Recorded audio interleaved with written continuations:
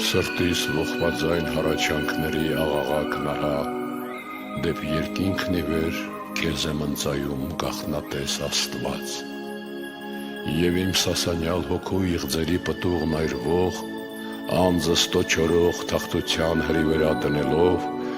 կամքիս բուրվարով առաքում եմ քեզ։ Նայիր ով գթած,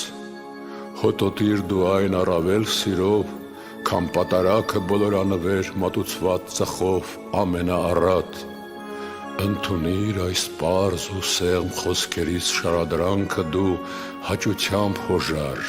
և ոչ բարկությամբ։ Բանավոր զոհիս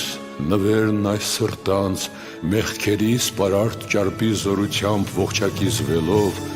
թող որ խոհերի իմ խորհրդակիր սենյակի խորքից բարձրանա և քեզ հասնի անհապաղ։ Բայց և ահավոր ձայնը հատուցման քո դատաստանի,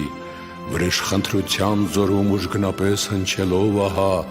երկնում է իմ դեմ մարտի մաքարման գրգիռներ կրկին, այժմվանից և իսկ զգում եմ իմ մեջ էությունս հուզող շարժումներ ներհակ ու խորն ամբոխվող խռովություններ։